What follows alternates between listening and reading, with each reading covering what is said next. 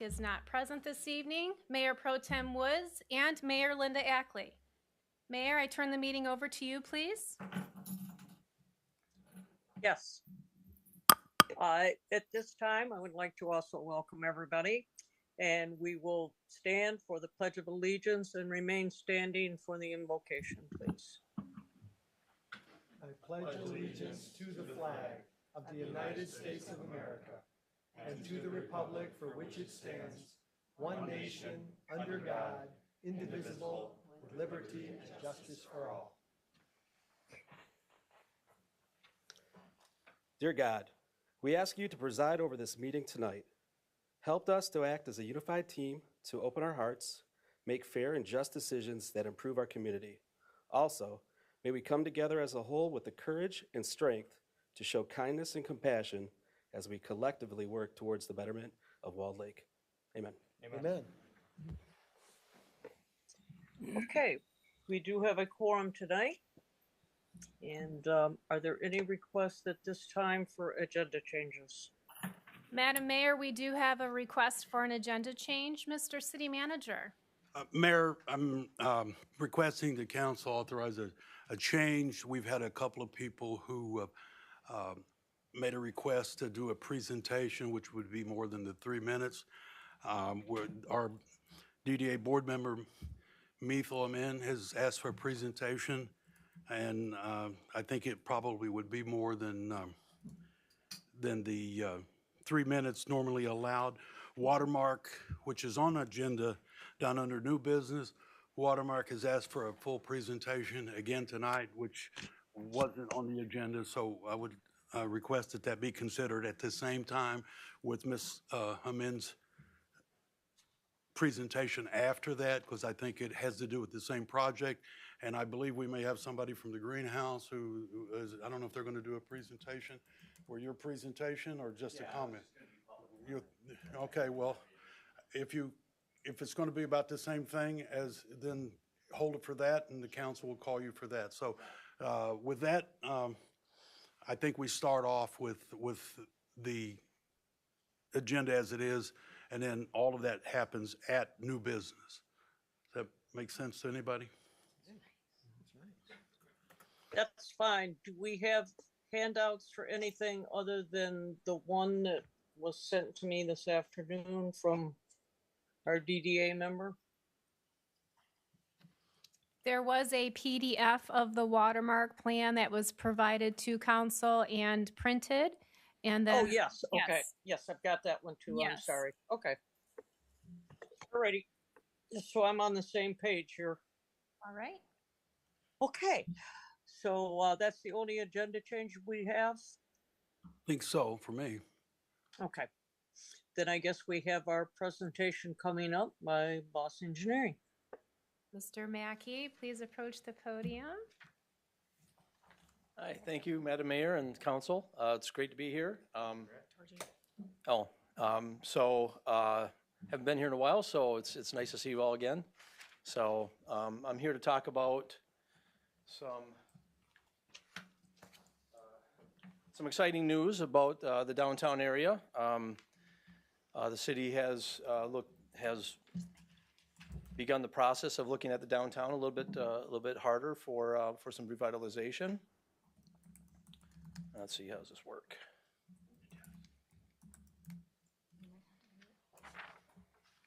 Okay, try. Chelsea? Okay, You will have the pointer and Hannah will advance the slide for you. So Okay. just acknowledge Hannah and she'll advance the slide for you. Can we move on? Okay, so for some time, the city has shown an interest in broadening the downtown, the appeal of the downtown, and to determine that really now is the time to start bringing some closer look at what the city could look like in reality. So revitalizing the downtown is a great opportunity to, with the direction of the city, to provide a lasting impression for the residents and the businesses in the city, and by improving the appeal of others from outside the communities as a point of destination, for some time in the future. We do have some nice things in the downtown, but obviously more could happen. Go ahead. So the proposal that you have tonight is for consideration, is part of a phase plan that we're looking at. One being looking at the Walled Lake corridor. In particular, the idea is to revitalize and increase the appeal of the downtown while addressing some sidewalk accessibility concerns along Walled Lake Drive. That being some ADA issues that have come up for walkability. So the first phase, please go back. So for the first phase of the work, we've completed some survey. So we were in the downtown area doing some survey, so you might have seen that late last fall. We were out there, you probably saw some paint marks out on the road and stuff and wherever else. So we picked up a lot of areas. We have that largely completed now. And then we've also recently were able to obtain access into some of the businesses on the north side of the road between Pontiac Trail and Liberty to take a look at their basements to see if they actually have coal chutes that extend out into the sidewalk area from their businesses. And just real quickly on that, the bottom picture that you see is the sole location of where one is located. And when you're walking the sidewalk, you'll see it every time because it's a nice new piece of sidewalk there. It's brighter than the rest of the sidewalk. You can kind of see it in the photo. It does extend through that entire business, so it is something that would be one of the things that we would address. Additionally, yeah, go ahead. So the proposed phasing works where we provide a concept plan for this entire corridor. So it's basically on Walled Lake Drive from Pontiac Trail to Hillcroft. And so we're going to be looking at just conceptually with that phase of it, but also at the same time we're going to look at doing a preliminary plan for the first block, which would be between Pontiac Trail and Liberty, which is really the main access coming into the city and the corridor that will need the most attention, to be honest with you.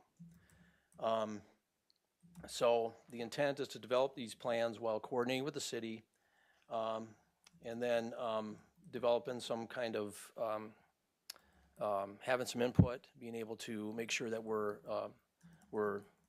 we have attention for your needs as well, and we're going to be focusing on many different things. I'll get into that in a moment. Go ahead. So again, just a visual of that concept plan section. So basically starting at in the box section there, starting at Pontiac Trail, working along Walled Lake Drive until you get to Hillcroft. Next photo. And then the preliminary plan section is going to be this section here, the first block between Pontiac Trail and Liberty. And you can actually see that sidewalk section I was telling you about shown very clearly as to one of the areas that we'll need to focus on. There are some other things too, but that's one that is a primary interest. So just the general points that the street improvements they can provide, depending on how we go through all this. We'll be looking at pedestrian features, obviously improving the conditions of the sidewalk, looking at maybe creating more pedestrian-friendly area, making sure we maintain the maintenance of the area too. We don't want to create so much of a beautification that we find that now we can't even maintain what we're doing. So we got to look at both sides of things. Obviously, improving parking out there. I mean, that's always been something that the city has been interested in looking at improving. The safety. There are safety things, especially if we're going to be improving pedestrian movements. You still have a lot of vehicular traffic going through this area, and we need to be able to accommodate both of them. And then again, as I said earlier, getting some guidance from the city for the streets and sidewalks, and working with like we're talking about Watermark here shortly. Working with businesses like that to make sure that the corridor includes any kind of improvements that they're proposing as well. Accessibility for the businesses. We want to make sure that we're meeting the requirements that are supposed to be met for what we need to do on the sidewalks. Obviously, improving the stormwater management control. You might notice that first block doesn't have much for underground stormwater control. So that is going to be a focus of ours as well. And we have started some of the stormwater management over by the beach area, which you may have remembered from the past as well. So we're in the process of that partially. So this is another good addition to that. And then also adding more elements. Obviously we want to make it more friendly. I mean, the whole point of this is to have a downtown that's inviting, and I think we're on track for doing something like that, and this is the time to do it since we have to address the ADA issues, and this is something the city's looking for. So that's what the proposal is in front of you, and with that, it was brief, and I was trying to be brief. So if you have any questions, feel free to ask, and I'll see what I can answer. There are going to be a couple. Any questions by council? I just have a comment. This is an area that an understatement would be to say that, we need some help in this area. We've needed it for a long, long time, especially the first block. So this is great news, and this would be a great project for the city. I'm definitely in support of this. In fact, I know it's on the agenda for later. Do we need to bring this forth now, or should we be Yes. discussing this now? Yes? You touched on an area that I probably would have later.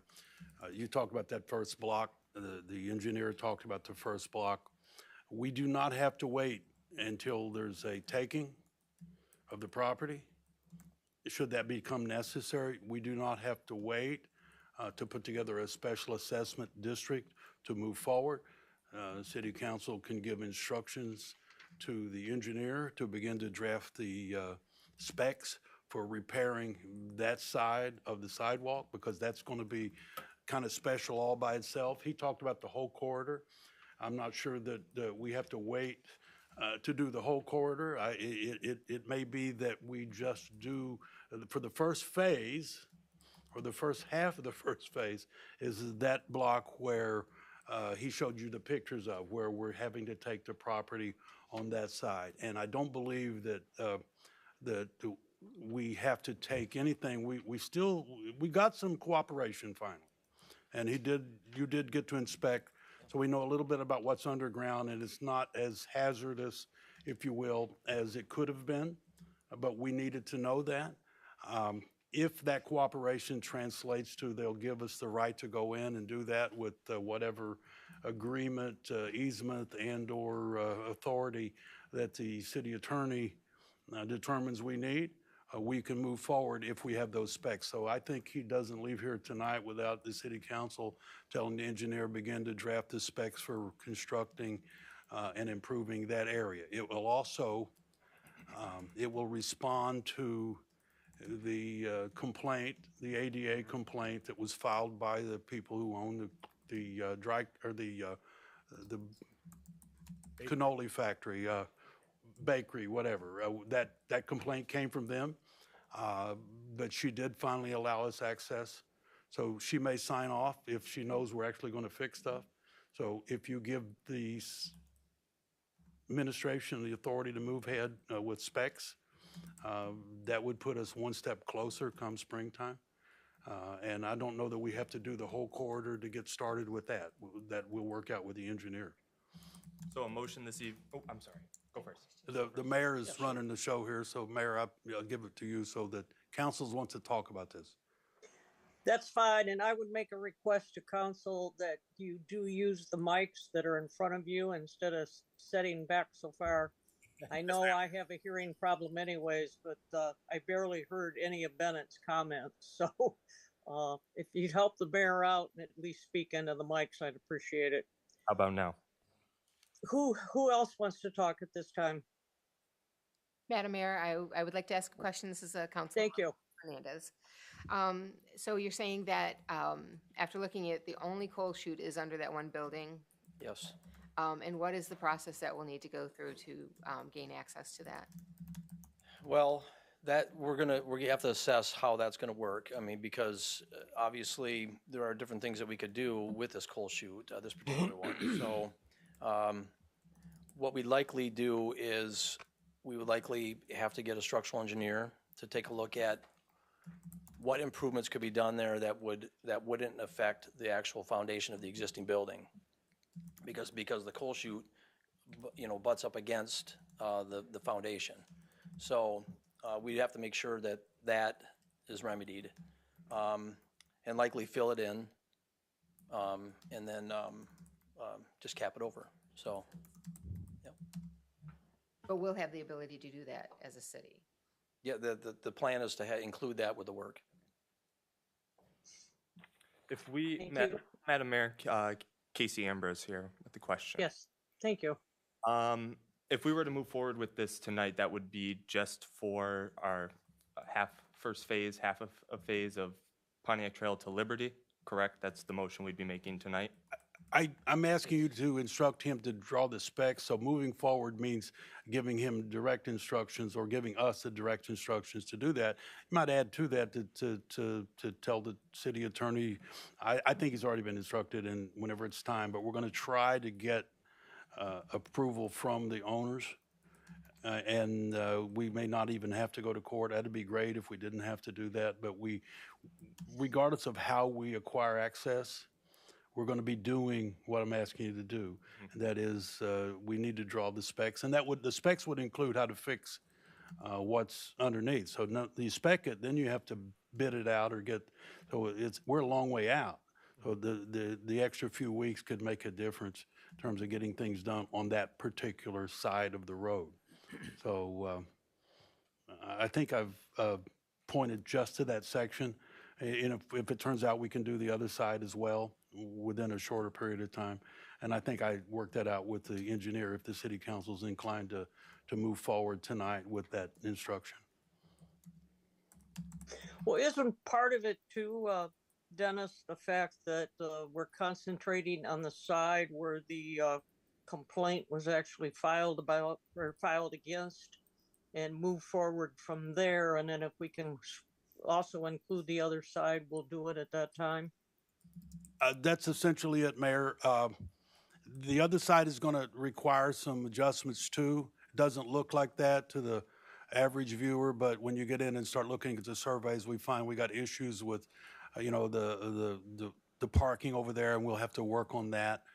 We don't want to lose any parking, but we haven't been over there, had that discussion with property owners on that side, but that needs to be improved. But the one we need to improve first and foremost is the ADA thing, to deal with that. I'm not sure that ADA people will be pursuing that. I'm not sure they got enough people left over there to pursue it. I hope the little person who came down and measured the push button on the pole is one of the people who got sent home. She said it was 3 inches out of place or some silly stuff, and that's not even our pole. It's not even our jurisdiction, but they were over there measuring and doing stuff, earning that big bucks from the feds. So yeah, just that one side, I want to make sure that's perfectly clear. We want to get that fixed. We got looks like two great buildings on either end of that block. And if we can make all that work for us, that's the first step to making downtown look like you've been wanting it to look for years. Thank you. Madam Mayor, it's Wood Yes, speaking. sir. So the plan would just be to go through the plan, or to present it to council would be maybe the next meeting, or I want to put the engineer on the spot because he said he probably needs a structural engineer too. I don't know what he's got ready to go because that part's it's a lot different than just curb and gutter with the under and down stuff. So I don't know if that's possible. If it is, I certainly would like to do that. I'd like to get it done as quick as possible, but. I'm sorry. Go ahead. I would say I think in the proposal there explained that we were thinking of spring spring, early summer, to be able to have the plans available. And that'd be the preliminary plan for the, for this first block, and putting a concept together for the corridor. So that's the idea right now. The structural engineer obviously would be something we'd have to, seek out and be able to get them out there. Fortunately, there's not much to review. So that's the good thing about it. That was one of the reasons why we took an interest in getting out there first, to see if we could minimize what that kind of impact would be. I think that was a no. That was a sexy no. So, Madam Mayor, Lublin would like to propose the resolution amending and appropriating funds from the Downtown Development Authority fund balance for fiscal year 2024-25 to approve Boss Engineering to proceed with Phase 1 of civil engineering and landscape architecture design services for accessibility, streetscape, and sidewalk improvements along East Walled Lake Drive in the downtown area. This being Resolution 2025-01. Madam Mayor, Ambrose will second that. Okay. Sounds like a winner. Is there any further discussion on this? There being none, I guess we're ready for a roll call. Ambrose, Yes. Hernandez. Yes. Locke, Lublin, Yes. Osnick. Yes. Woods. Yes. Ackley. Yes. All right, we're on our way. All right, thank you much. Thank you, Brad. Thank you. Thank you. Yes, sir, you too. Excuse me, Council, may I interrupt Madam Mayor for just a moment? May I have a motion to excuse Councilmember Locke, please? Ambrose will Oh, make I that. guess that would be a good idea. May I have a motion, please? Yes, Ambrose and Woods, thank you. Thank you. All those in favor? Aye. Opposed? Thank Okay. you, Council. Good catch. Alrighty. We've had our presentation. Next on the agenda is audience participation. For those audience members in the audience, we do ask that you please approach the podium, state your name and address. There's also a sign-in sheet. You have 3 minutes to speak on items that are not part of the agenda. And for those that are online, you can hit *9 on your telephone keypad, and that will indicate the raised hand feature electronically. Is there anyone in the audience that wishes to speak on an item not pertaining to the agenda? No, Madam Mayor. Oh, Come on. Gentlemen, please Come on up, approach the Rob. podium. And just provide your name and address, and then you'll have 3 minutes, please. Thank you. Robert Smiley, 2745 Hillcrest, that's Wixom. Oh, that's the time. I won't need 3 minutes. I'm just really here on a social call. I wanted to introduce myself. I am your new county commissioner. I'm replacing Dr. Rahman, and I really want to just come meet you all and say hello and shake your hand, and I'll wait till after the meeting to do all that. I want to connect with City Manager Witt and say hello to Mayor Ackley and the rest of the council. I know some of you, in case you don't remember, it's okay if you don't. I was on Wixom City Council for several years leading up to this new position. So that's about it.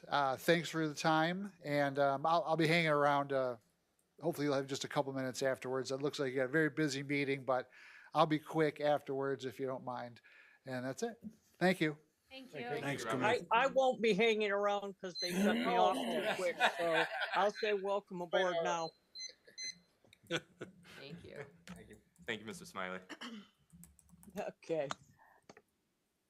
Is there anyone else in the audience, Jennifer? No, Madam Mayor, there is not. That's it? No, yes, just that. Okay. And then there are none online. Okay. Approval of the minutes of the council meeting of November 19th. Seems like a long time ago. Woods will make the motion. Ambrose will second. Any comments, corrections? Guess not. Roll call vote, please. Locke, Lublin, Yes. Osnick. Yes. Woods. Yes. Ambrose. Yes. Fernandez. Yes. Ackley. Yes. Thank you. Any correspondence? None that we received outside of the agenda, Madam Mayor, no. Okay. Mayor, nothing on the mayor's report other than it's very, very cold where I'm at, 20 below last night. So I don't know what it was in Wall Lake, but it was plenty cold here. Council report, Madam Mayor? Pardon me? Council report, Madam Mayor? Yes. Council report.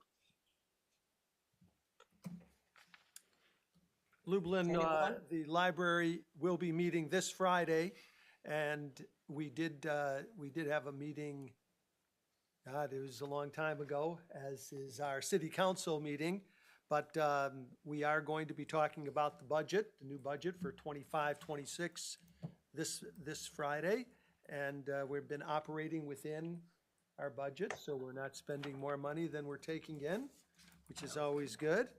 And just the programs have been well attended. You know, Cooking with the Stars, Snoop Dogg. I mean, these are silly things to some, but people enjoy coming out and enjoying it. Snoop Dogg's cooking book, Play-Doh, edible Play-Doh for the kids. That's an odd one, even though I think some kids will probably eat Play-Doh anyways. And an author talk, true crime writer, a Michigan Murder with Ali Seabird, and also the theme for the summer reading is World of Colors, and each week will be a different color, and that's something that the library is working on, you know, developing the programs. So library's working along as it should. Thank you, Bennett. Welcome. Anyone else? Madam Mayor, I'd like to talk about the Parks and Rec Commission. Thank you. The Parks and Rec Commission met last November too. It's been a while. But great things going on. We have a return of our summer. So as cold as it is, I want to announce that our summer series of concerts at the park are fully, we have a full, we are booked full. Thank you. Great concerts available, very friendly at the park. So those are going to be all fun. Those will be on the website. Also, we had a great discussion with Ruth Dufresne, who is with the Commerce Township Historical Society. And if you haven't been to one of her talks in the city, her history talks, go. They're really, really interesting. I went to the cemetery talk at the Walled Lake Cemetery, and that was fascinating. She really laid out who our founding fathers were and how the city kind of developed and from where. And it was really, really very interesting. Also, we are coming up on our 200th anniversary of our community's founding, of people settling in this area. And so we hope she's going to be working with the Walled Lake Civic Fund, and maybe we'll have some fun things at the fireworks and all that downtown. So it's a great time to celebrate our community and all that we have. Nice. Thank you. Madam Mayor Woods, I do have a report. Myself and Councilwoman Fernandez met with DTE in January. We brought up some concerns with regards to outages and frequency. They did report back on some data. It did show beyond normal storm damage that we were below the average. Some of the items that we brought up were poles that are topped off, cut in half, pretty much in our downtown area, right? As we're trying to make Walled Lake better, we need that to step up too as well. So they did explain that when they go through and replace the poles, they work on the top half, which is their property, and then they have to have the other utilities come through on the bottom, so it does take some time. But Jennifer, who is the government liaison, is going to reach out to the joint utility crew to try to get those pushed along. We did give a list. We did get some action on some overhead lights, about 10 to 15 of them throughout the city, basically Decker, the Walled Lake Drive, Pontiac Trail, and throughout the neighborhoods. So those did get replaced to new LEDs, so that was a good sign. And then there's a few other actions that they're following up on. So I hope to get some more traction. Great news. Thank you. Thank you. Great report. Is there anyone else? Planning Commission did not meet. Okay. Casey, did you have anything? I can be brief. I just wanted to acknowledge that applications are open for the Walled Lake annual or weekly market day. That is from May 7th to October 29th. So if you know anybody, if you yourself or your business wants to join us every Wednesday over right here at the KCJ Ambrose Public Safety Campus, we'd love to have you. That's it. Thank you. And I'm sorry I kind of jumped out of line there on the reports. I would like to add that I'm very happy to see the report that's come in from our engineers as far as what lies beneath the sidewalks downtown. I've known for years that there was the one coal chute down there. I won't name any names of the young men in Wall Lake who used to go down that coal chute and go into the store and play games on the old pharmacist.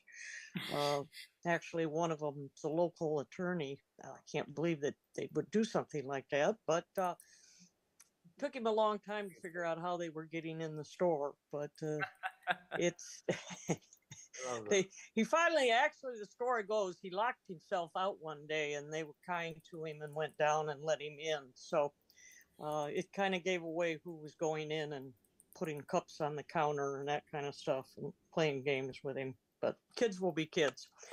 But anyways, I'm glad that that's the only one, and we can move forward, hopefully, with more parts of this project and get this side of the street taken care of, and whatever else we can do with it will just be an additional plus.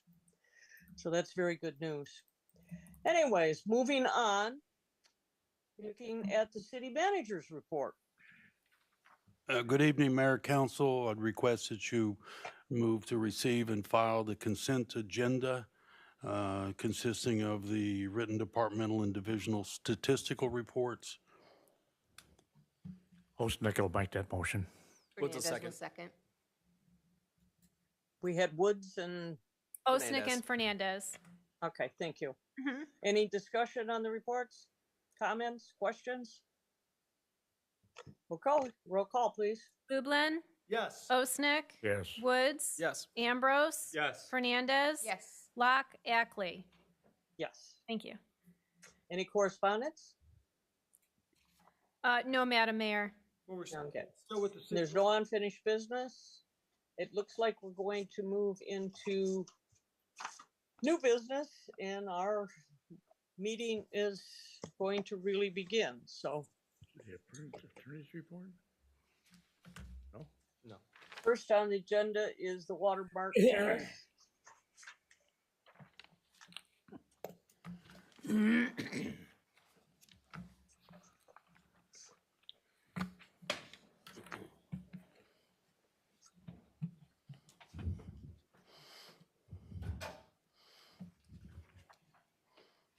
Thank you. Good evening. Thanks for meeting. I know it was cold outside, so I'm happy this one wasn't pushed. It's been since November, so more of like just want to give like a refresh of everything because it's just been a few months. So I'll keep it more brief.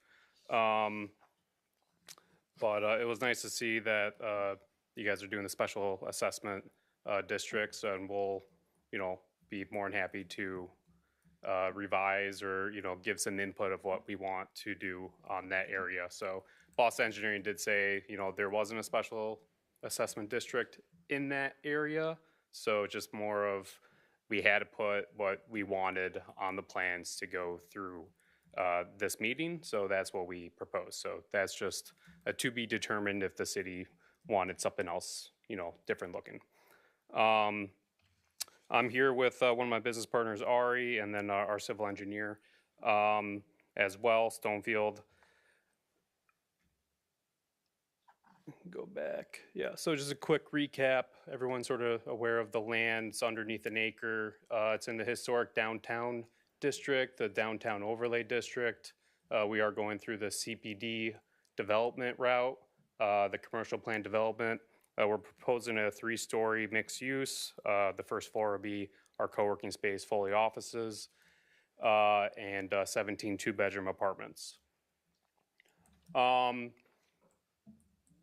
The main ones I'm gonna hit today, because this is more of a refresher, is from the Planning Commission. They approved us October 8th with conditions to look at the following: parking, building height, and storm. So those are the three that I'm just gonna hit. And if you guys have any further questions afterwards, more than happy to answer. So as far as parking on the original, we didn't have parking on Walled Lake because we're waiting for a special assessment, but we know that there's a parking issue, so we decided to put in the 7 parallel parking spaces on the very bottom on Walled Lake Drive. This is in addition to the 4 parking spaces on Witherall Street and then the 2 on Furland Street that our original plans had. So in total, that's 13 additional parking spaces in your downtown. And then we are in talks, it's been a while, but with the church, the nearby church, of getting 10 to 15 overflow parking spaces as well. We were just gonna use that as overflow to see how it goes. And we're gonna use that during the construction process as well, so construction workers aren't taking, businesses' parking spaces. And then just, just an overview of where the isometric, where the parking would be, so. And then we shifted our sidewalk north onto our property to allow more space for the parallel with the existing striping that's on Walled Lake. So if you guys are doing that with the special assessment of moving that, you might be able to get more, angled parking instead, which might be a better suit for that area. But right now it fits with the parallel. As far as the building height, we developed this section so you can see that there's an 11-foot elevation change on the site. So, the front of our building is 39 feet tall. The back of our building is 35 feet tall, roughly. And then it just keeps on going, down from there. So, and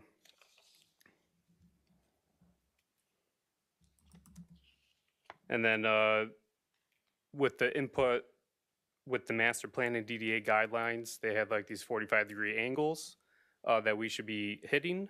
So we just felt like the building is appropriate for this site because nothing's really adjacent to it other than the catering business. It's all the other things are on the other side of the street. And then in looking at the building heights, we developed a sunpath study. This goes with the sun's highest point at June 21st and the sun lowest point at December 21st, 9 a.m. and 3 p.m. And you can see just how the shadows interact with the environment. Doesn't really, in my opinion, doesn't really affect too much other than our neighbor to the north, the catering business, but a 2-story building would probably have the same effect almost. Another reason for the building height, there's sort of being a dead horse here, but construction cost is high. That's why every developer, whoever looked at this site, always proposed a 3-story building. It's so expensive. A couple years ago, Oakland County changed their stormwater requirements to anything over a quarter acre, you need a 100-year flood. That's a huge cost. The city would like a mixed-use building, and that's the best intent for this. So a podium-style building with steel and concrete with stick framing above is a lot more expensive than just a typical wood framing building. And then the contamination of the old gas station that used to be on the site.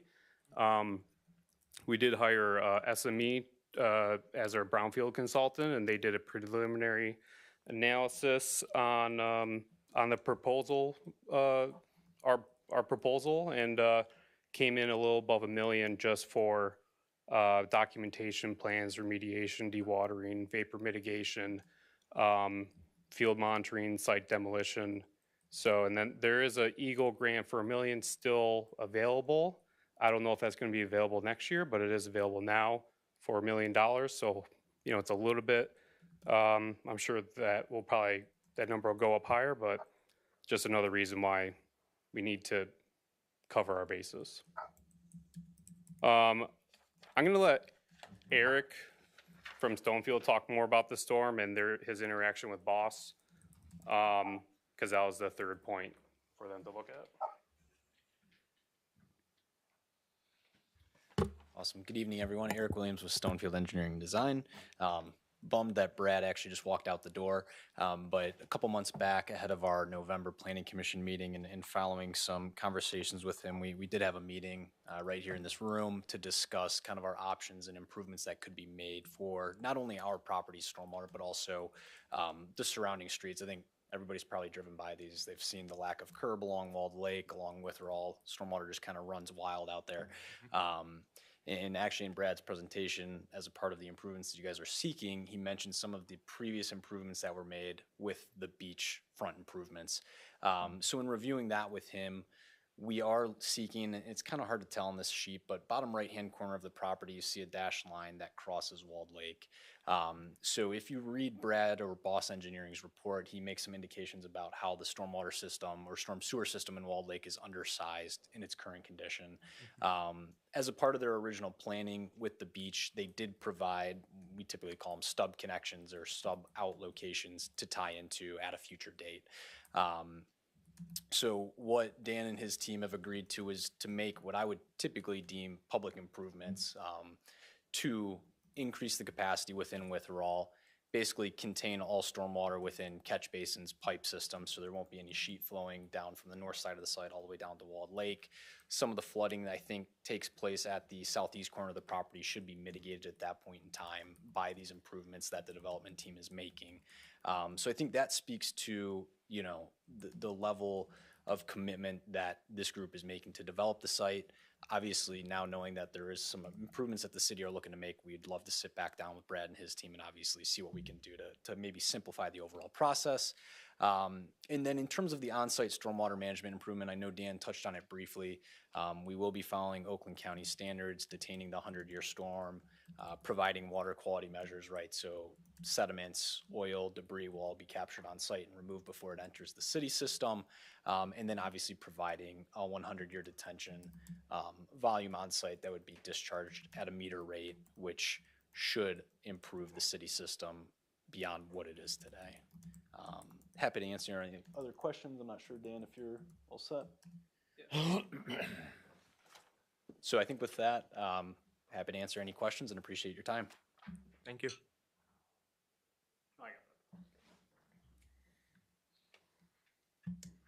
Yeah, that's pretty much it. Just have a couple existing renderings. You have that all in front of you.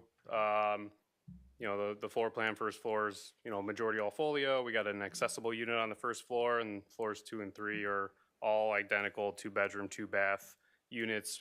Premium finishes. We expect really high quality tenants that maintain their units really nicely. That shouldn't cause any issues. And then, yeah, so, I mean, we're really excited about this project, even though it's been a couple months. You know, I had to revisit this myself. The Planning Commission, which majority of this was taken off of, was in October, and then I just gave a brief in November. So we're willing to, you know, still excited for Folio to go here and, you know, revitalizing the site. And I think everyone else is just really excited about maybe improving the storm, you know, not running through, you know, all the water or the snow collection in the spring, I'm assuming, would be pretty bad. So, you good? Yeah. Okay. Well, thank you. We're here for any questions. Yeah, one question. Does anyone on council have a question? This is John Osnek. I'd like to ask a question of the applicant. Have you changed anything from this presentation that you have before us from your previous that was presented for the planning commission? Yeah, the site plan was revised because Stonefield was going back and forth with Boss Engineering until right before Christmas. So I had to revise the site plan, and then just some wording here and there. SME did a draft. I put something in there that I covered a little bit, but pretty much just revising the last presentation. Okay. But you know, Planning Commission just you know, they didn't really have any design issues with it, and Mario, the city planner, was sort of you know, he summed it up pretty nicely with the given improvements that we're doing, that it suits the CPD modifications we're asking for. So we were just hitting the three bases of the parking, the height, and the storm. So we revised all those accordingly in the last few months. All right. This will Commissioner, be up for review. Commissioner, Councilwoman Fernandez has a question. Yes. Thank you, Madam Mayor. Is there a reason that you have the entrance and exit to the parking area is on Witherell and not Furland? The existing entrance is on Furland, but the slope was too high, and I would lose a lot of parking spaces just to accompany the drive aisle going down to the site. It doesn't look steep in person, but our civil looked at all the options from looking at the street to the north and all streets, even coming off Walled Lake, and it just seemed like the most viable option was Witherell because it was more of a steady grade, if I answer that correctly. Yeah. Makes sense. Yeah, this is Wood speaking. I did have a similar question with that, especially with lights that do go off right into the neighborhood that don't go onto the main streets. I do have an issue in our neighborhood where the trash company can only go in one direction and reverse out the back way. So if they do get there early, right, backing up is a little bit of annoyance. I don't know if there's a We have a plan where they wanted the truck to have a full turnaround. So they don't have to back up at all. You won't hear any sounds unless he chooses to back up right there. So he just backs up just a tad and then makes his way around. And then months ago, I did offer the neighbor to the east on Witherell. I could put landscaping in front of her, and she says she'll take care of herself, but I'm still open to putting landscaping there if the headlights bother her. Thank you. This is Woods again. I did have another question. The transmission for utilities, is that above ground or underground? And then HVAC too, is that within the building or? I mean, everything's underground as far as utilities. Yeah. Thank you, Eric. Yeah, so there is overhead utilities that are present in the public right-of-way, but typically what DTE would do is they'll pull conduit down off a pole. It'll go underground to the transformer and underground to the building. And as far as condensers, they will be located on the roof out of sight.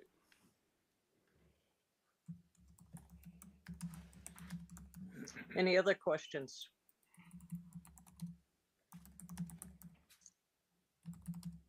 Unless you gentlemen have anything else you want to address to council, it looks like questions have been answered, at least the ones we have right now. Mayor, Goodwin has a comment.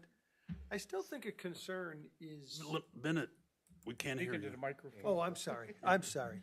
I'm up to the microphone. Thank you. You're welcome, Mayor.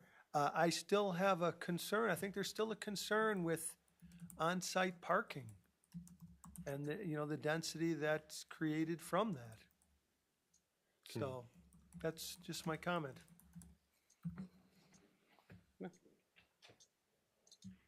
Okay. Anyone else? Not just questions. You got a comment that you want to make tonight, or? Madam Mayor, the applicant has a response to that. Would you like to grant them? Okay.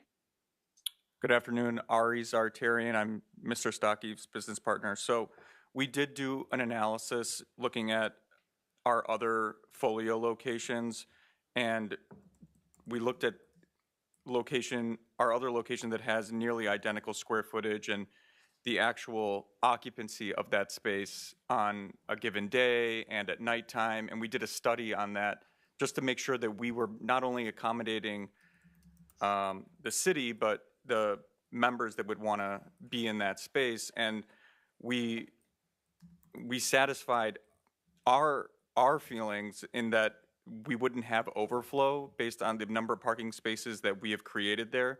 But given that this has been a concern by council members and other members, we reached out to the church behind us, and we already have negotiated a lease with them to lease additional parking spaces from their parking lot to further accommodate any overflow, so that those members or yeah, those members would have a specific place to park that would not be on the public streets, so that they would have accommodated spacing. So we did try and accommodate that concern, even beyond our initial accommodations in creating the parking lot. I'm not saying that that's not a fantastic idea, and I think it is. But a comment was made to me, what's to guarantee that your occupants are going to use these additional places that you've leased for them, rather than, again, taking up the additional parking places in the public that you technically don't have? You see what the question is here?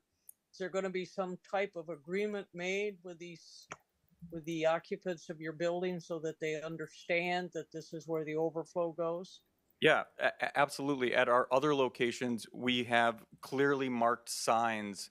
And when we spoke with the church as well, they told us that we could put designated signs saying that these are specified folio parking spaces. So we would, and at our other locations in Berkeley and in Ferndale, those are things that are communicated to all of the residents. They're clearly defined, and they're, urged that these spaces need to be occupied first. Okay. Thank you. And it could work vice versa. I mean, people could park in our, they shouldn't, but like if they do park in our parking lot, we can't determine what citizen, decides to park where. So, but we're adequately, in the ordinance for the 50% rule of downtown. I mean, this is a downtown. It's going to be a little bit more dense than anything than outside the downtown area. So with the 13 additional parking spaces that we're providing and the 47 parking spaces that that in the back, and then the additional with the at least 10 parking spaces with the church, we feel like we were going above and beyond compared to any other developer that came with the site. I agree. Anyone else? Okay. Thank you, and nice podium. This is much nicer. Thank you. We were thinking that was Good. Thank you, appreciate it. Looks good. You look good behind it. Okay. We're ready for our next agenda item. For some reason, my lighting's not so good here tonight. Let's see, we got number 2.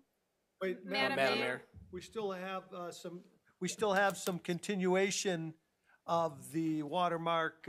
We do have another presentation that we gave to Mithil. Are we doing those at this time? Yes. Yes. Madam Mayor, we have 2 presentations. One is shorter than the other. I would suggest that we call on the shorter presentation, and then the longer one, I guess it's going to be longer.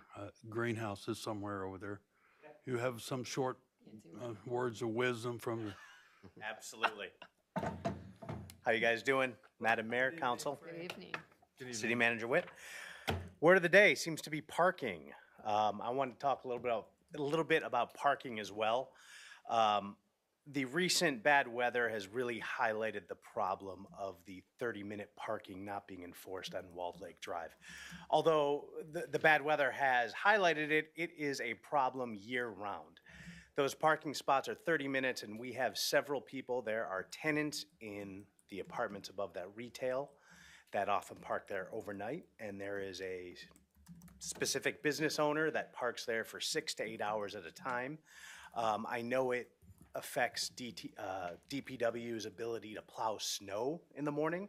We privately plow the snow as well, and we can't plow the snow there. And we end up having to plow around these cars that are parked there overnight, and it creates these big, dense ice dams. And as we know, the sidewalks are already problematic, and we have people parking and having to walk over these ice dams onto the sidewalks where the ice is plowed up. And it really just doesn't seem like the current fines are a deterrent for the people that are parking there, because it seems to be the same small group of people that are just abusing those spaces. There's not many of those spaces. So when you have 3 or 4 cars that just sit there all day long, or overnight, it really creates issues with the parking there. So I'm coming here to ask you guys if you can enforce that 30 minutes a little more, or possibly raise the fines for doing it, or even start towing some of these repeat offenders, because they just don't seem deterred at all. So. Awesome. Yep. Thank you. Mayor, might I respond to that, just because I thought it was. I wish you would, because I have a lot of questions on it, why it's not being enforced, and, I mean. Well, it is being Sorry. enforced. Our parking ticket writer is sitting in the audience. I think we wrote one today. They're about $75 a pop, or maybe even more. Chief, I didn't think I would be calling you tonight. Come up and tell them about just those 2 that you've written. The very people that the speaker was talking about were cited literally within the last week or 2. Today, when did you write your last ticket? Last Friday. So I personally been down there. Obviously, this came up at the DDA meeting. We've been sensitive to it. Obviously, during COVID, we knew that that was crazy, but we're way past that. So I personally wrote 5, 6 tickets myself. Go down there and spend time in the morning, and I'll write tickets. I don't care whether it's the owners of the stores, their tenants above in the apartments, or there's people coming through. We're going to write everybody a ticket. So I personally wrote a ticket Friday. The snow was there. A tenant in one of the apartments up above parked there overnight, and DPW or Greenhouse, whoever it was, I'm assuming it was DPW, pushed snow on both sides of the vehicle. Clearly was there all night. So I wrote the ticket myself. So we're going to continue to do that. And my instruction is to our officers from the city manager is that we're going to continue to do that. The problem we run into is we do not set those fines. We issue the tickets and they go to the district court, and the district court has set those fines at $75 a piece. Metered parking is what it's considered a violation of, and there's nothing we can do to change that. That's all we needed to know, Mayor. We are enforcing it. Chief, I have a question. I've seen it in other communities, because there is no parking. I mean, there's no businesses open. I don't know what the last business in, whether it's a Greenhouse, 9, 10 o'clock, or what the time is, but there's no businesses open. Why can't Main Street be made no parking from, I don't know, 10, 11 o'clock at night until 5, 6 o'clock in the morning? And if you're there, you're ticketed or you're towed away. Mayor, that is up to council. The current traffic order says that there is no 30-minute parking Monday through Saturday, 8 a.m. to 6 p.m.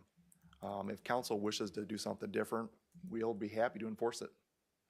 I don't know what the rest of the council does, but I've heard so many complaints about the parking down there and the fact that people are renting the upstairs living locations and not providing parking to their tenants. And to me, that's something that goes with your rental unit. And I don't think the city and the pedestrians that come during the day should be put in danger because our DPW crew can't plow and maintain this first thing in the morning when we have snow. I would like to see the ordinance changed to do something to stop the parking there overnight. I don't know what the rest of my council feel, but that's my feeling. I can work with the manager, and we'll draft an order for approval by council to next meeting, and that'll give the council members each time enough to think about it and what's going on. The answer to your question is yes, we can. Okay. It's that simple as a traffic order. And then engaging a towing company, I'm sure there's a few of them that just love to get involved. So, and just to clarify, for tickets being written, one business owner in the last 3 years has been written, I believe, 11 tickets, parking tickets down there. So tickets are being issued, but they just don't seem to care. So I just want to clarify. And those are $75 a piece? One person, one business owner downtown has been, I believe, 11 tickets. I wrote her the The mayor's 11. asked, how much is one ticket generally? $75, Your Honor. No, 35? No, 75. 75. 75. 75. That's expensive, 30 minutes. Yeah. And Chief, those tickets are being paid? Yes. Yep. A couple have been challenged, and the defendant was not successful. The department won all those. Parking time is actually much longer than 30 minutes. I can tell you every time we've written a ticket that the cars have been parked there much longer than 30 minutes. So, thank you, Council. Thanks, Chief. Thank you. Thank you. Thank you. Madam Mayor, I do have just one topic to touch on that discussion. This is Casey Ambrose here.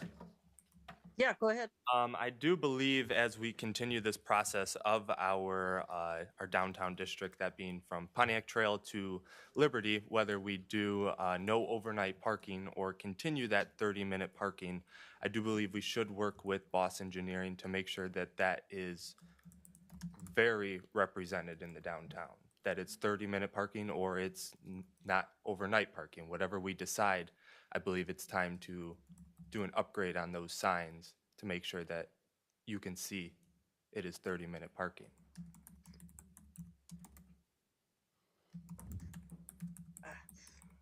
I was hoping to have something back in the next month or so as to whether we were going to try to go with no overnight parking. I don't think a sign that says 30-minute parking is going to do any good if you've got a tenant that leaves their car there at 9 o'clock at night and doesn't go back until the next morning. Agreed. The signs just are from 2005, so they've been a little Yeah. I hate to see us go to expense right now of changing the signs and then redo the ordinance, get a recommendation from the city attorney, city manager to redo the ordinance, and then we redo all the signs again. I think strictly enforcement for right now could do the same thing. not working. More enforcement, not that they haven't been enforcing. Continued enforcing, maybe that's a better word. Okay. Yeah, this is Woods. I want to continue on that. I think it's important, at least partially, right, between the two, what we have now and down to the street that Councilman Ambrose mentioned. We should continue with maybe a study session in the future to look through that. If you do go through Wall Lake Drive, pretty much every business that faces that, except for a few, do have no parking or parking only for their business. So there is an issue that's bigger at hand, and I think it needs a bigger look. But right now, we have our city manager and staff putting together something and bringing it back to us next month, which. He said that's what he's doing. Yes. So We I will think draft that's the a- right step. It's an order. You've passed several of those through the years that I've been here.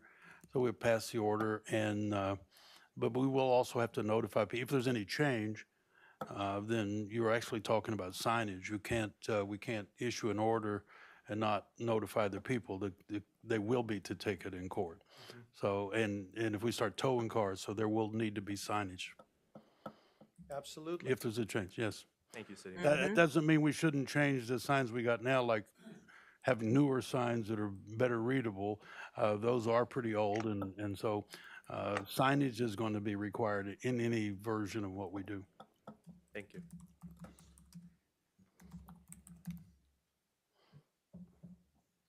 Okay, do we have anything else? Mayor, I think you have one more presentation. It's going to be Yes, okay. specifically about the watermark proposal. Maybe some parking in there too, I don't know, so.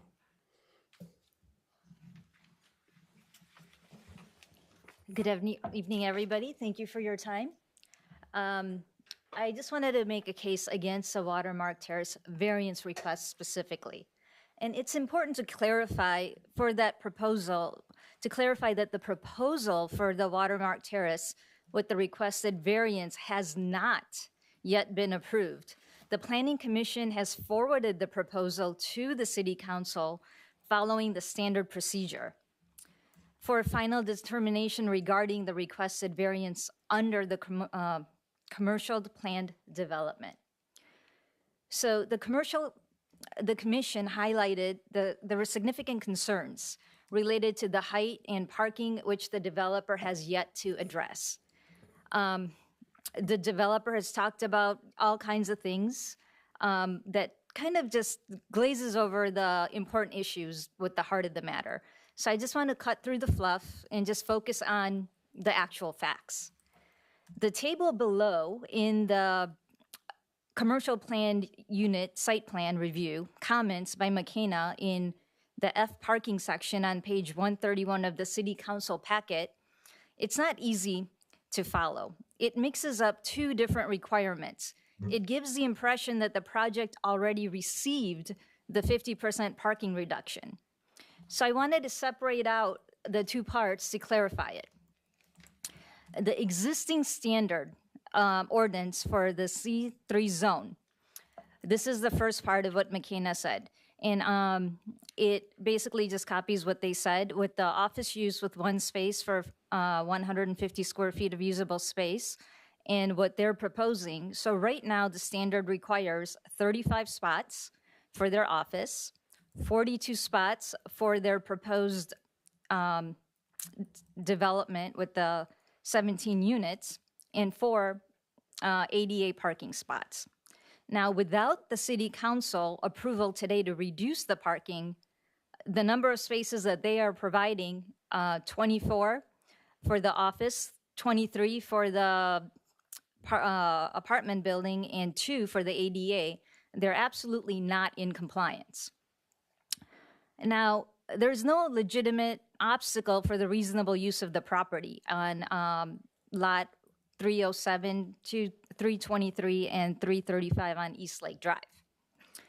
The size of the current lot provides 49 parking spots, and it is enough for their proposed office building and 5 multi-unit dwelling units, not 17. Now, I understand the challenges faced by the local residents and businesses, but it's not the developer's responsibility to resolve the city's parking issues. Whoever purchases that lot should absolutely be able to use that lot to provide parking for the tenants in the building that they use. However, it is important to provide for the developers to provide enough parking in their new project for those who will be working and living within their building. The new development won't solve the current parking problems, but the state and city ordinances ensure that they don't make changes or they don't make things worse by not offering enough parking for their new occupants. Hannah, can you flip the page, please?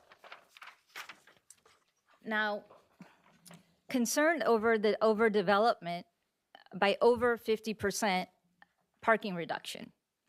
The main goal seems to be the greedy desire to expand the property, aiming to build 17 apartments on their top office space, on top of their office space, instead of the 5 apartments allowed by the lot size.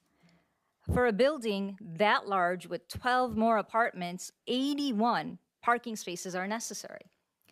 And they're seeking parking variance from the CPD to forego the need for the 41 extra parking spots that this bigger building would require. Now, this strategy of applying for the commercial planned unit development and kind of glossing over the real issues would allow them to exceed the current lot's capacity, resulting in more than double the residential units and ultimately maximizing the developers' profits over the well-being of the local community. Now, on the second chart, you can see, and this was what was mixed with the McKenna in one chart, that by asking for the 50% required reduction to enable them to overdevelop, then if the city council waives the 50% required parking under the commercial planned unit, then they are reducing it by 18 spaces for the office, another 21 spaces for the apartments, and another 2 for the ADA. So only with that reduction by the city council, by approving that reduction under the planned unit, do they become compliant. Now, to receive approval for the reduced parking under the commercial planned unit ordinance, you have to demonstrate that a sufficient off-site parking exists to compensate for the loss of the on-site parking. Now, per McKenna, quote, they said that there are currently 60 legal on-street parking spaces within 300 feet of the site, which may be counted to compensate for the reduction, according to McKenna's recommendation. But I have a different opinion, along with majority of dozens of Walled Lake residents who have spoken about this project, and even just what you've heard today, that although there might be 60 legal parking spots, they are fully occupied by the existing businesses and are not truly available as off-site parking. So they should not be considered to be off-site reduction. And furthermore, people generally don't park 300 feet away.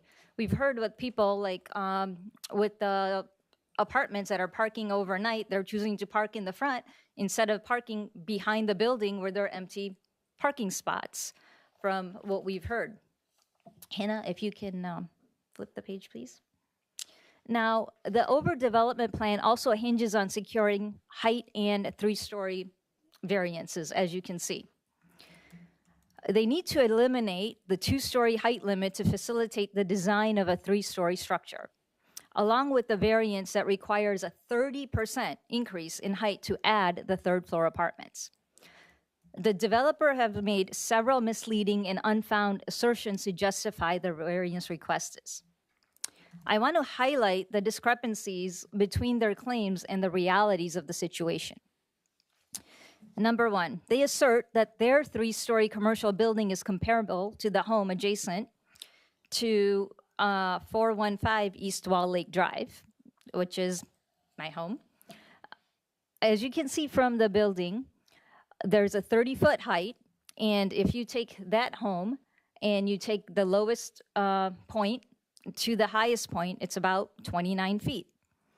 And now if you look at what a commercial mixed-use building, which is what the lot is designed for, with a two-story, they would have typically 11 feet on the first floor, 10 feet on the top.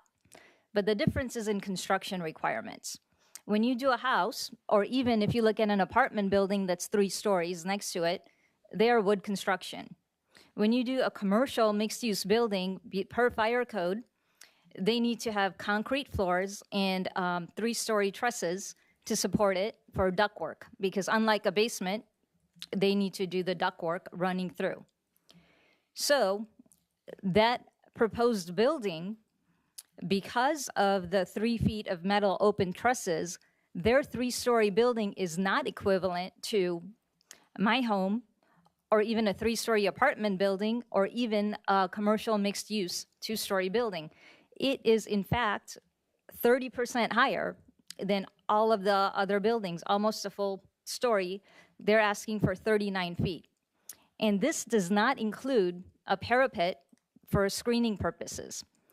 They may use screens or whatever other means to hide what they said is on the roof, but it would be substandard since they're not using parapets because they're already well over that 30-foot requirement.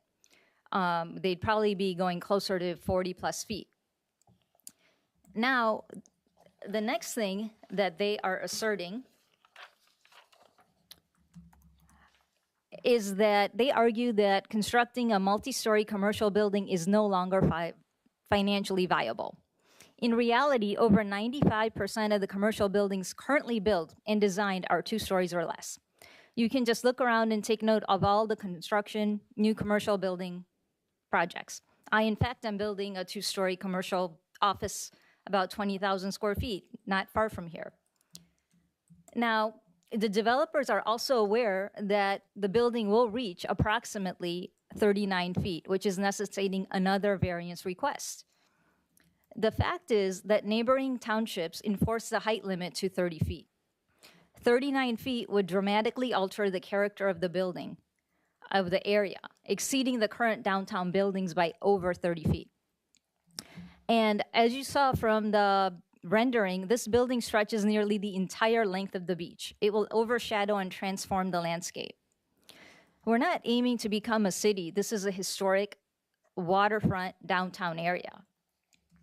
And the proposed building placement also doesn't align with the neighboring structures, and it obstructs the downtown sightlines. Another ordinance they fail to meet.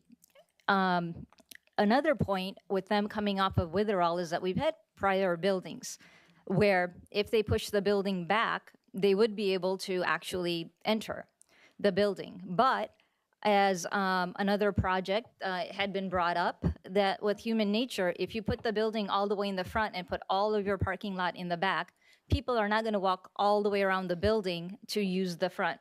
They're going to park what is most convenient, which is going to be right at the beach parking, before they use any of their parking in the back. And for them to grant the additional accesses, they would have to do traffic studies with Oakland County, and they would be the ones that would grant them the variances through Witherall, which I highly doubt they would get, because anybody who lives there knows that traffic backs up at 5 o'clock all the way down that street. Now they presented a shadow that was cast by the building and state that they don't significantly impact the other buildings. But the fact is the shadows they illustrated that were based mostly on the summer months, but in the winter months, the sun is much lower for a significant amount of time, and the placement of that building coming so far forward would significantly impact all of those buildings that are on the downtown side significantly, much more so than the point in time that they have indicated, and not just the caterer. Hannah, if you can flip. Now, in order to get a commercial plan variance development, it has to show that they are providing a significant benefit to the community without any negative impact in order to obtain this variance. That has to be a little bit, there's a quid pro quo involved.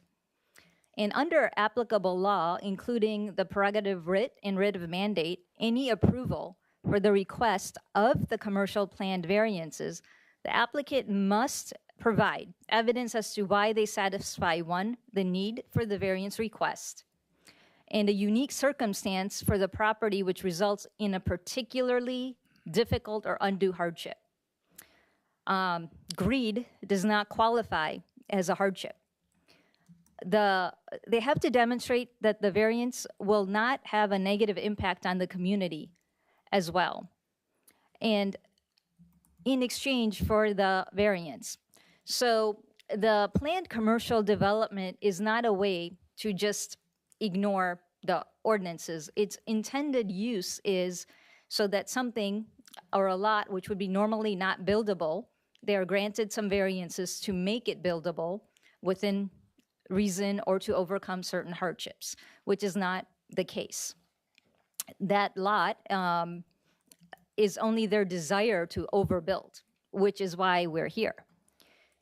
Now, the community does not gain any benefit that would warrant granting a CPD variance for the developer request to allow for overdevelopment. The developer, as well as McKenna, said that they're justifying the benefit as the following: that they are building a commercial office space, which would be good for downtown.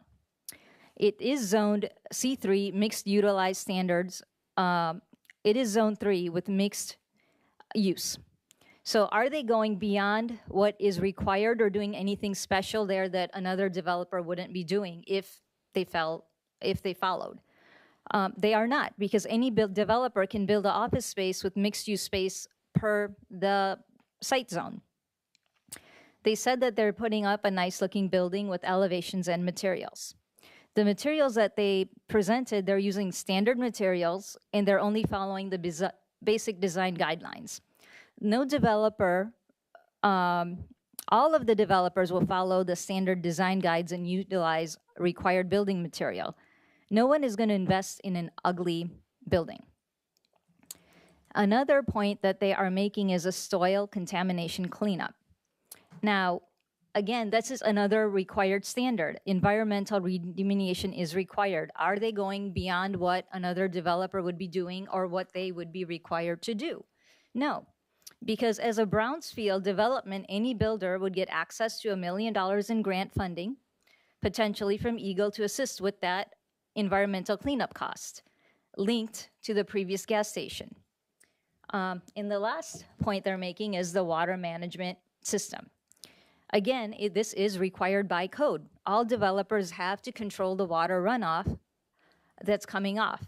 I myself, when I build my home, I was not a commercial builder, and even residential builder homes have to control the amount of water that their lot generates and not have it run off onto the street. They have to either control it by the catch basins or transport it.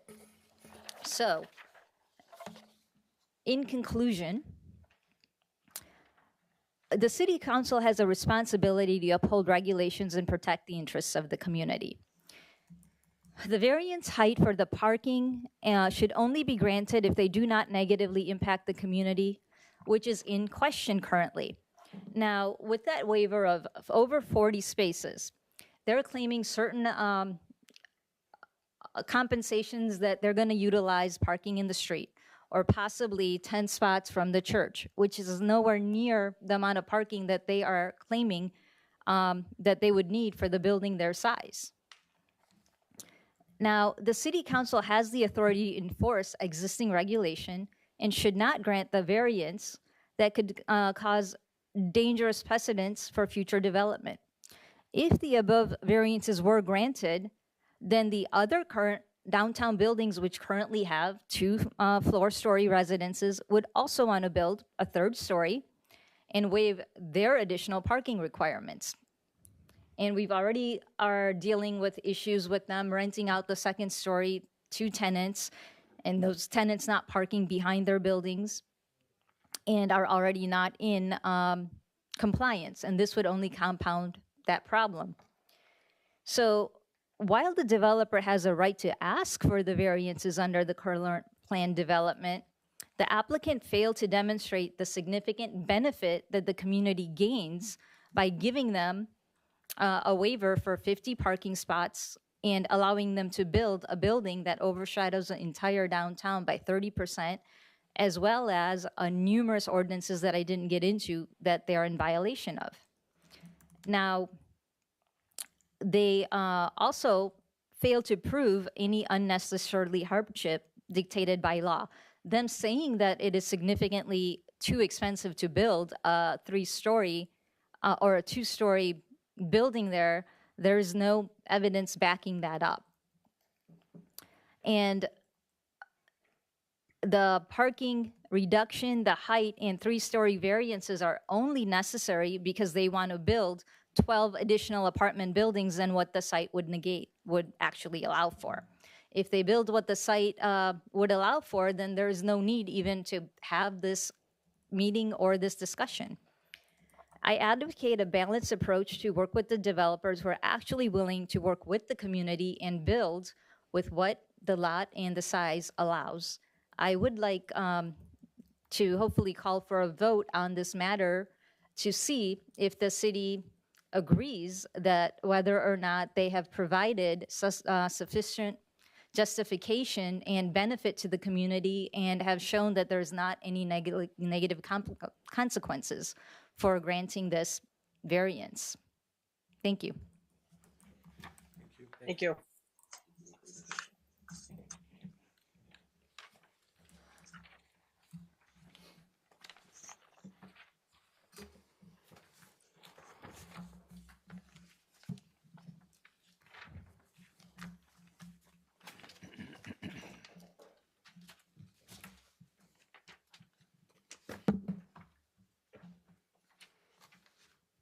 Does council have any further comments, or are you ready to move on with the meeting, or Ready to move on, myself. ready to move on? Yes. Okay.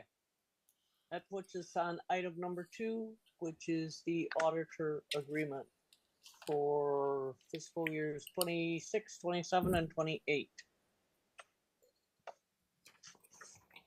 Council ready to? Osnick will make the motion.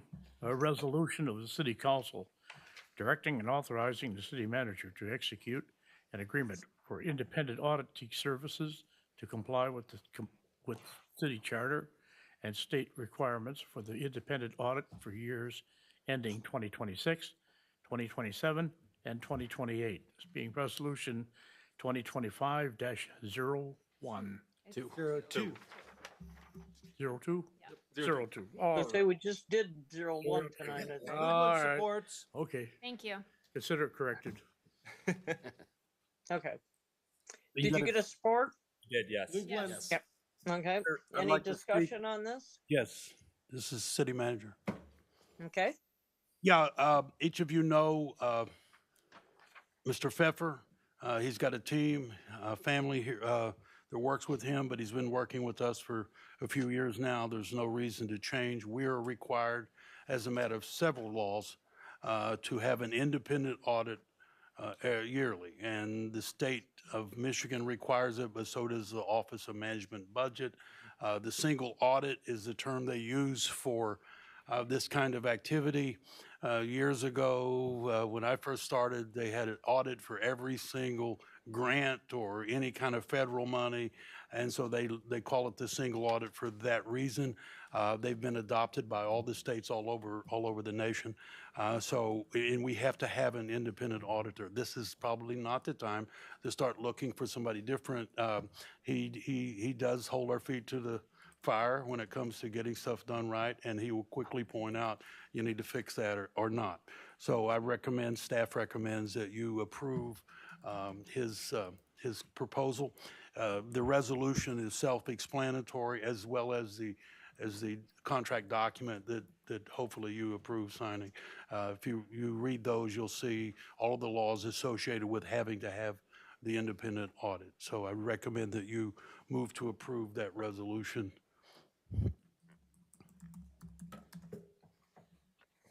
Any further questions or comments by council? Let's do a roll call then. Osnick, Yes. Woods. Yes. Ambrose, Yes. Fernandez, Yes. Locke, Lublin, Yes. Ackley. Yes. Thank you. Motion carries Yes. 6-0. One absent. Yes. Okay. Next item on the agenda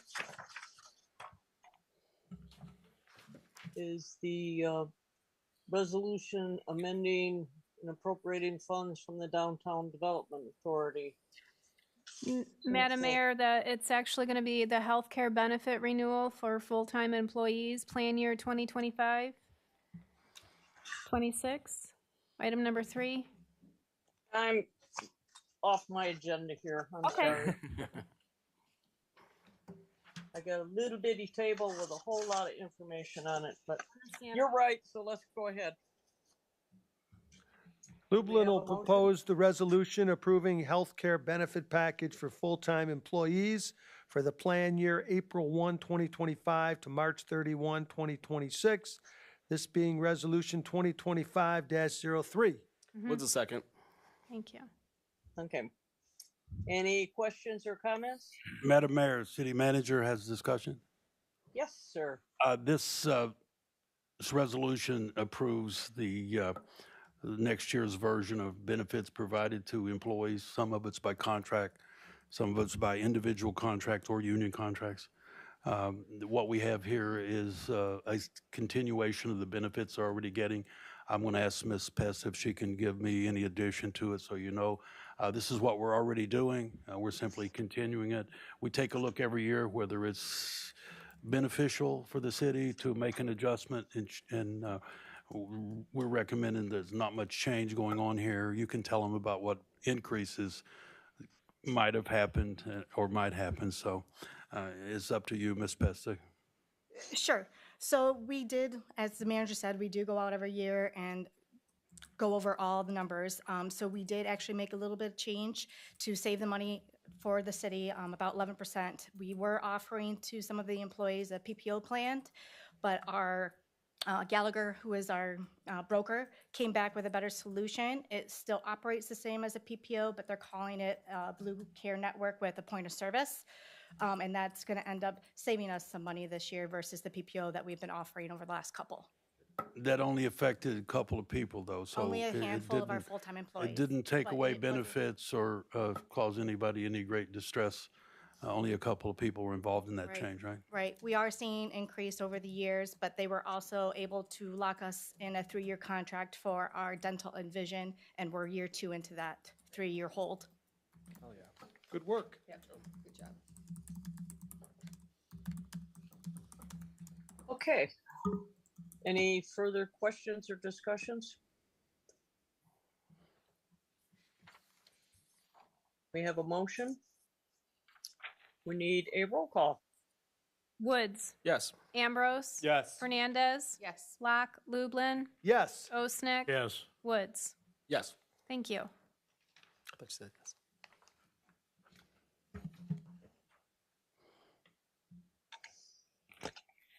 Okay. Next item on the agenda is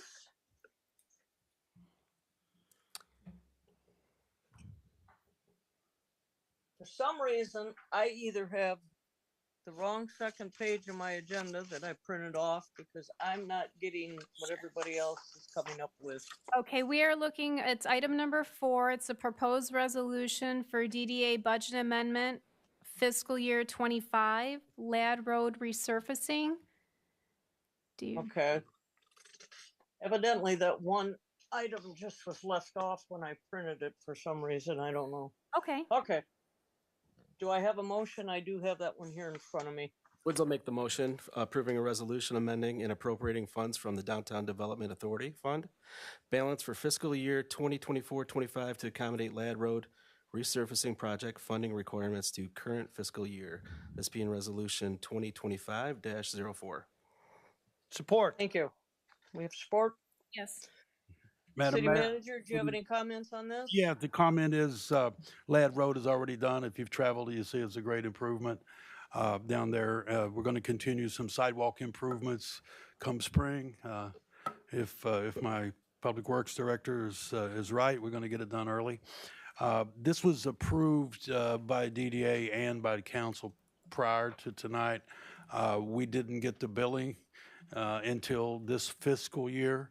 So in order to keep us honest, so those auditors that you just approved don't come back and say you did it wrong. So we didn't spend the money when it first got approved, but we're spending it in this fiscal year. So you're not voting twice for the same thing. The other one kind of expired. We didn't spend the money, but we're spending it this fiscal year. And any changes in DDA's budget like that requires the city council's approval because they are a component unit and you have final say on their budget, just like with the library. So we recommend you approve that. Sounds like a good reason to me. Anyone have any comments on it? Good use of money. That's a nice word. Okay. We got a motion. Let's have a roll call. Ambrose. Yes. Fernandez. Yes. Locke. Lublin. Yes. Osnick. Yes. Woods. Yes. Ackley. Yes. Thank you. Okay, next item on the agenda So, is the video service local franchise agreement. yes. Yes, Madam Mayor, members of council, what you have before you tonight is a renewal of the Comcast franchise agreement. The current agreement is expiring, and they're requesting a new agreement for a new 10-year term. It is a standard uniform video services agreement under the that's authorized by the Michigan Public Service Commission pursuant to state statute. So there really isn't much to negotiate in terms of the terms of the agreement. It's just a standard form agreement that is essentially just a carryover from the existing agreement for an additional term. Thank you. What's the pleasure of council? Lublin will make the resolution, or proposing the resolution granting approval of a uniform video service local franchise agreement with Comcast, this being resolution 2025-05. Osnick will support. Okay. Any comments or questions? Alrighty, roll call vote, please. Fernandez, Yes. Locke, Lublin, Yes. Osnick, Yes. Woods, Yes. Ambrose, Yes. Ackley. Yes. Thank you. Okay. Next item, is item number 7, the proposed resolution for policy relative to property exemption. That's the pleasure of council.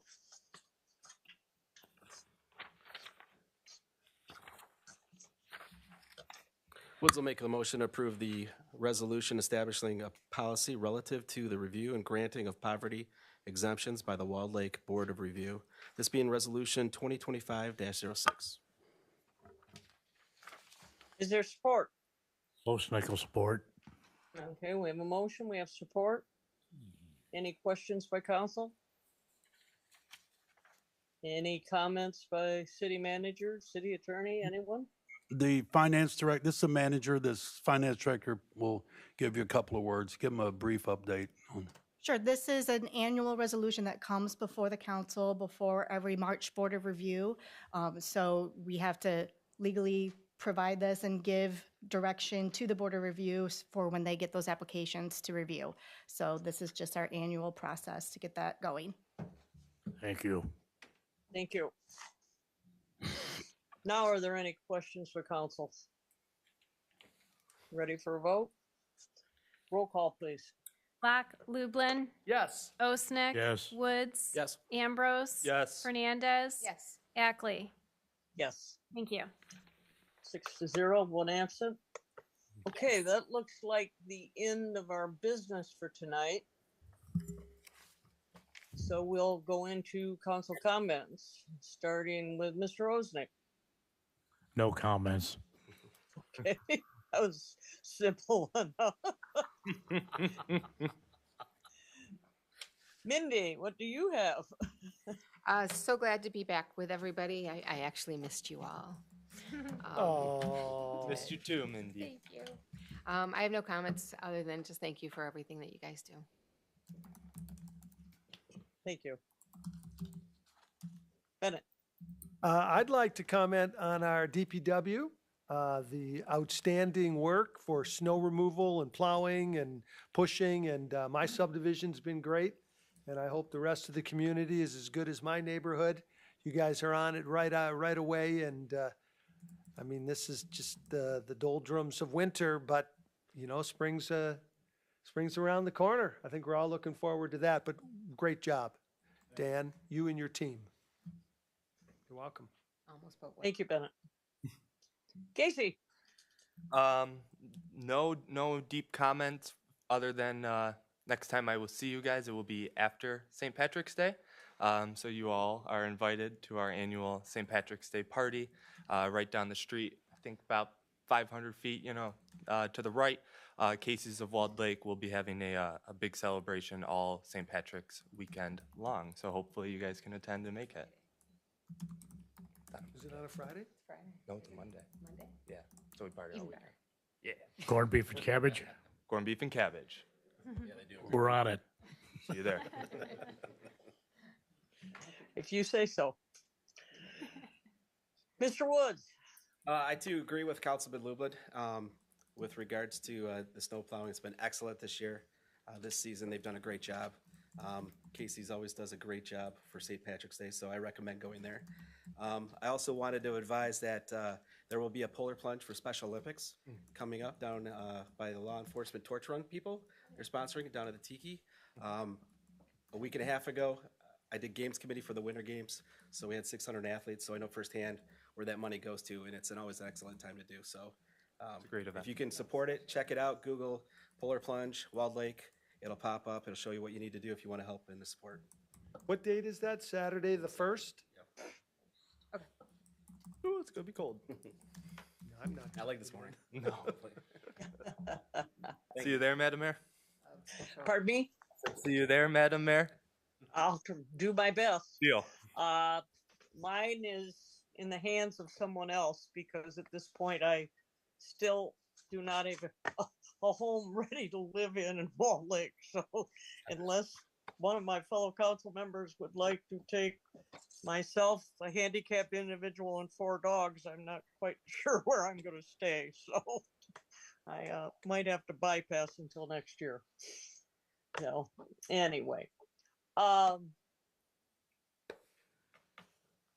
have received several emails. I will let staff know regarding compliments to the DPW. I received compliments to the police department, and a lot of times it's just the treatment that they receive in City Hall. Very professional, and I think our whole staff deserves kudos, and we have a great staff at City Hall, at the City of Wall Lake, and I'm very, very proud to be a part of it, and that they do take care of the community, and they're excellent. I just can't say enough good about them. So I hope everyone survives this cold spell. I just received 20 inches here. I don't know what the final count was in Wall Lake, but it was pretty deep where I'm at, and I'm still trying to get totally shoveled out, but it'll get there, and pretty soon the sun will come out, and the Lord will warm everything up, and we'll think the snow was just a figment of our imagination. But I do have a question on the city manager. What is the next step for the development downtown? We've heard from everyone involved. Are you talking about the Watermark development? Yes. The next step is to analyze their proposal and sit down and talk about discussing it. I don't agree with the opposition total remarks. I don't believe their proposal reflects greed. I think they're doing what developers do. They're trying to maximize the development. There's nothing wrong with that, but I see no reason to call it greed. I don't know that we should be calling them misinformed or providing misinformation. I don't agree with that, and that is not the position of the city administration. We're going to work with them, and if we can work out an agreement, we will bring that agreement to the city council. It is the city council. He gets to make those decisions. I don't believe that we're looking to give variance in the traditional sense. That word was used a lot tonight. There's no variance approval. The combined use of those words, greed and variances, they were not appropriate. They are allowed to make the proposal they're making. The city's council is allowed to make the final decision, yes or no, and we're going to take them to the next step, and there'll be a time when the city council gets to vote yes or no. It's too soon now to do that. We need to give these people an opportunity to respond to those last remarks. I don't think we're going to do that tonight, but that was pretty caustic, what was said. You know, when your ox is gored, you have a tendency to get involved. She's the neighbor. She is a DDA member, but she doesn't speak for the DDA administration. She doesn't speak for the city administration. She's allowed to say what she wants, but they should be able to respond to that at some point as well. So I'm not sure how we're going to do that unless we do that tonight to let them respond. They probably want to digest what was said because it was pretty harsh. I don't think they're greedy. I think they're trying to develop as best they can. There's a lot of issues with parking.